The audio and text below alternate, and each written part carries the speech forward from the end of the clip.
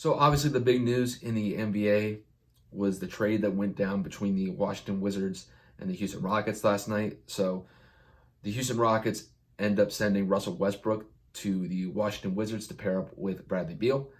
And then in return, John Wall is traded from the Wizards to the Houston Rockets to pair up with James Harden. So when I look at this trade overall, I think the impact that these players are going to have on their teams is going to be interesting because we'll start with John Wall first.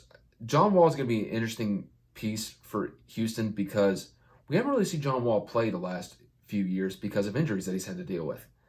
And really the void that Wall left because of all the injuries that he had led to Bradley Beal really taking the reins of the Washington Wizards and becoming the star player of the team and the main focal point of the team. And it'll be interesting to see how they utilize John Wall's skills in the Houston offense. Is John Wall going to be the ball dominant player that he was when he was playing for the Wizards? I find that kind of hard to believe because James Harden has been the ball dominant player for Houston for the last 5 to 6 to 7 years. So ever since James Harden went to the Rockets, he's been the ball dominant player for them. And it'd be very odd to see John Wall running the point for Houston when James Harden has been doing that pretty much his entire time in Houston. And then to kind of kick it towards Russell Westbrook for a second, is Russell Westbrook going to be the ball dominant player in Washington? I would kind of assume so because when he was on Oklahoma City, even when he was playing with players like Kevin Durant and James Harden, when Harden was with the Thunder, he was still the guy bringing up the basketball and setting up the offense. I think in Washington, that may be the case for Russell Westbrook, but how is that going to directly impact Bradley Beal? Bradley Beal has been really stepping up due to John Wall's absence for the last few years. So when you add somebody like Westbrook to the team, does Bradley Beal have to take a step back?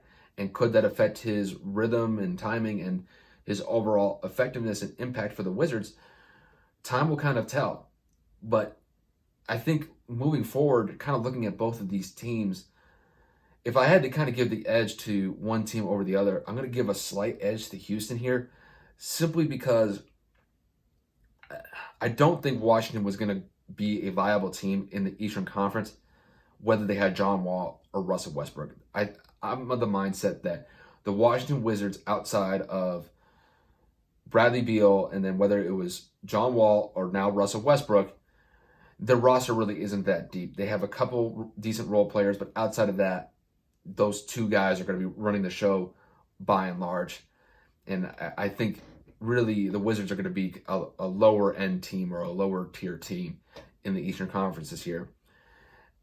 And that's why I'm kind of giving the edge to Houston here, because I think Houston, whether they kept Russell Westbrook or John Wall, I think they were going to be a somewhat viable team in the Western Conference. I don't think that they're going to be a pushover in the Western Conference.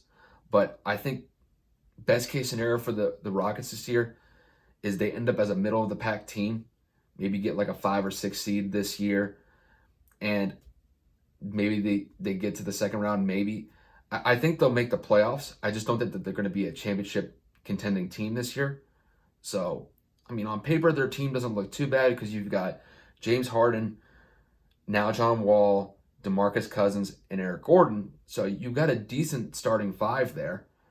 But I just think by and large, they're going to end up as a middle of the pack team in the Western Conference because the Western Conference is just that stacked of a conference this year. So, best case scenario for Houston, like I said, middle of the pack team, and they may get to the first or second round, but they're either going to get bounced in the first or second round this year. That's kind of just how I see it.